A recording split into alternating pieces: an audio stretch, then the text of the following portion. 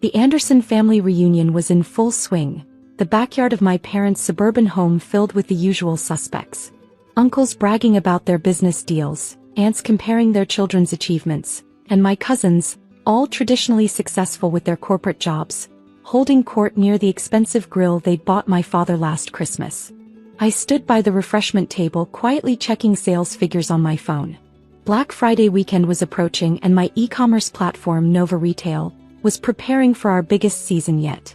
Still playing with your little online shop, Megan? I looked up to see my cousin Peter smirking at me, his company logo proudly displayed on his polo shirt. Anderson's Department Stores, the family's retail chain that had been struggling ever since online shopping became popular. Someone has to keep up with the times, I replied mildly, slipping my phone into my pocket. No need to let him see that my little online shop had processed over $50 million in sales last month alone. Real retail requires real stores, he scoffed. Real inventory, real employees. Not just some website selling Chinese knockoffs. If only he knew that Nova Retail had 5 massive fulfillment centers across the country, employed over 1,000 people, and worked directly with manufacturers to create exclusive product lines. But I'd learned long ago to keep my success quiet. It was more entertaining this way. Speaking of real stores, my Aunt Margaret joined us, wine glass in hand. Peter just opened Anderson's 15th location. Isn't that wonderful? I nodded, thinking about the market research on my laptop showing that Anderson's department stores had lost 40% of their market share to online competitors in the past 3 years. Competitors like Nova Retail. You know, Megan, she continued, her voice dripping with false concern, Peter might be able to find you a real job at one of the stores. Something in inventory perhaps? It would be more stable than selling things on the internet. The irony almost made me laugh. Last week, I'd signed the lease on a 6th fulfillment center, one that would double our processing capacity. Meanwhile, Anderson's was quietly closing stores while pretending to expand. Thanks, Aunt Margaret, but I'm doing fine. Fine. My Uncle George wandered over, catching the tail end of our conversation. Honey, you're 32, living in a rented apartment playing shopkeeper on the internet. That's not fine. I thought about my penthouse condo and the beach house I'd bought last summer. The private jet share I used for business trips. The 8-figure acquisition offer I'd turned down last month because it was too low. The world is changing, I said instead. Online retail is the future. That set them off. The next 20 minutes were filled with lectures about real business, traditional values, and the importance of physical stores. My other cousins drifted over, eager to join in the mockery of Megan's misguided internet venture. You can't build a real business without seeing your customers face to face, Peter insisted. I thought about Nova's 12 million active users and our 98% satisfaction rating. A website isn't a legacy, Uncle George declared. Anderson's has been in this family for 3 generations. True. And it was about to enter its 4th. Just not the way they expected. At least get a part-time job, Aunt Margaret pleaded. Something to fall back on when this internet thing fails.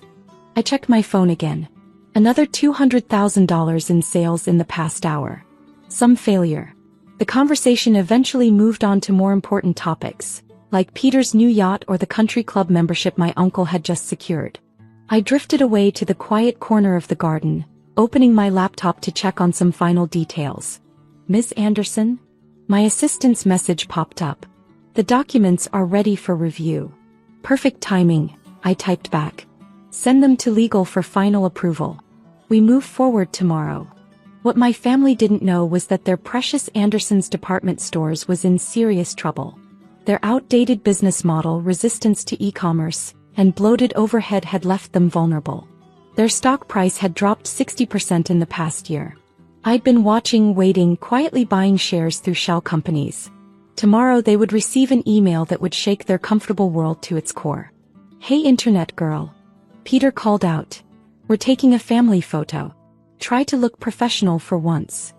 I closed my laptop, smoothing my simple sundress. They had no idea that it cost more than Peter's entire wardrobe. Not that I'd ever tell them that. The family gathered around the expensive grill, arranging themselves like royalty. Uncle George in the center, Peter and his siblings flanking him, everyone wearing their success like armor. Megan, maybe stand in the back, Aunt Margaret suggested. And do put that phone away. We want this to look respectable. I took my place, hiding my smile. Tomorrow they would learn exactly what my little online shop had become. Tomorrow the Anderson family business would face its biggest challenge yet. And it would come from the cousin they'd never taken seriously. As the camera flashed, I made a mental note to keep this photo. It would be perfect for the About Us section of Nova Retail's website. Once we owned Anderson's department stores. After all, family businesses should keep family photos, shouldn't they? The next morning I sat in my penthouse office, watching the sun rise over the city. My laptop displayed the email that would change everything. The official takeover offer from Nova Retail to Anderson's department stores. Send it, I told my assistant over the phone. Already done, she replied. Your uncle should be receiving it any moment. Board meeting is scheduled for 10 a.m. I smiled, imagining the chaos unfolding at Anderson's corporate headquarters. They'd been so busy mocking online retail that they'd never noticed who was buying their struggling company's shares.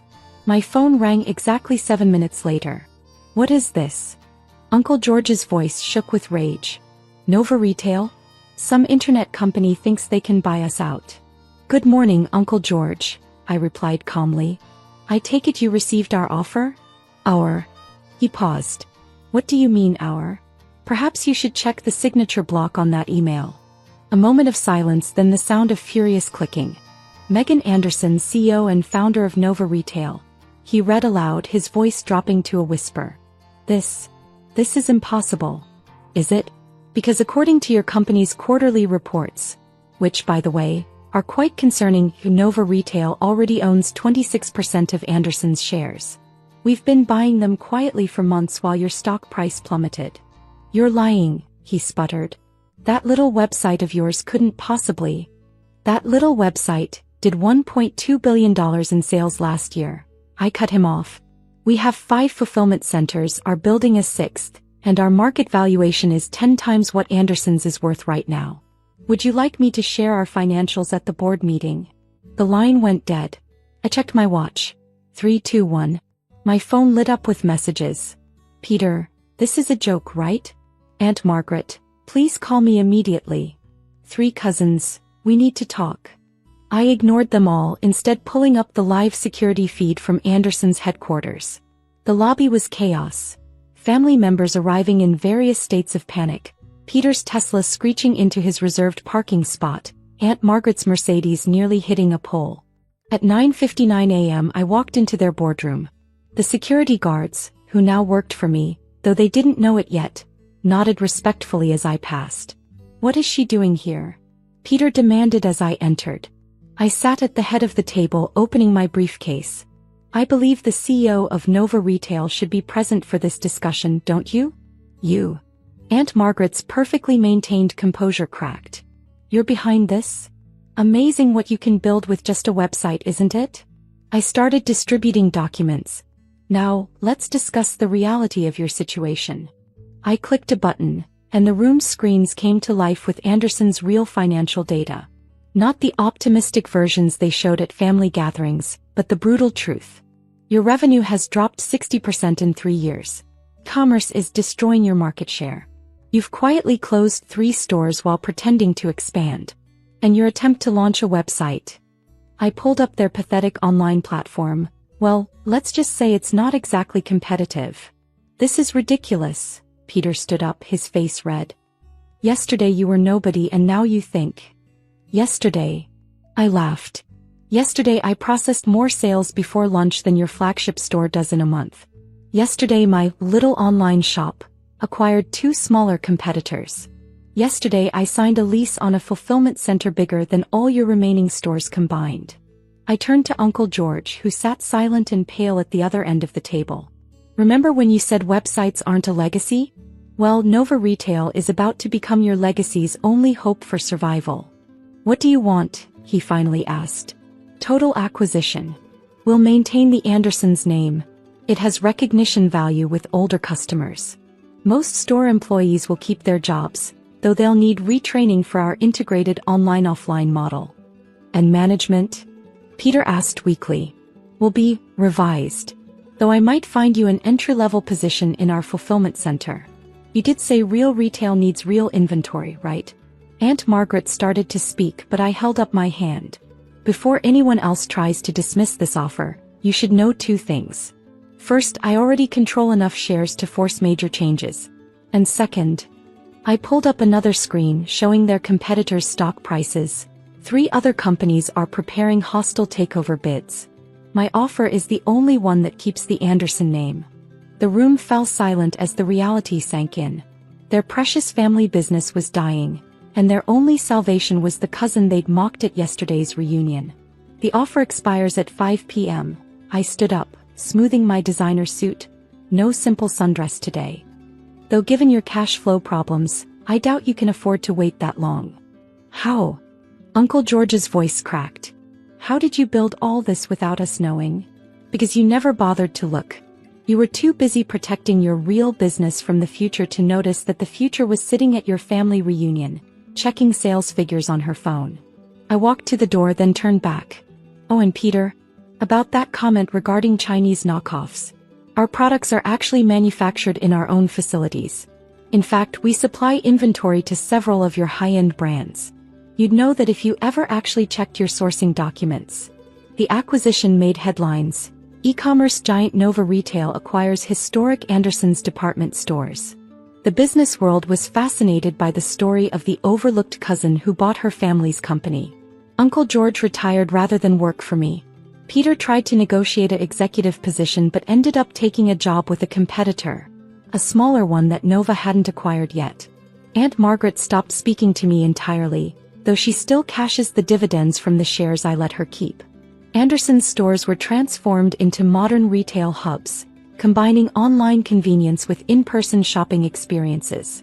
Sales doubled in the first year. The family name lived on, just not the way they'd planned. I kept their boardroom exactly as it was, though I added one decoration. A framed photo from that last family reunion. Everyone gathered around the grill looking successful and superior, while I stood in the back checking my phone, probably processing more sales in that moment than their stores did all day. Last week, I received an invitation to next year's family reunion. The location?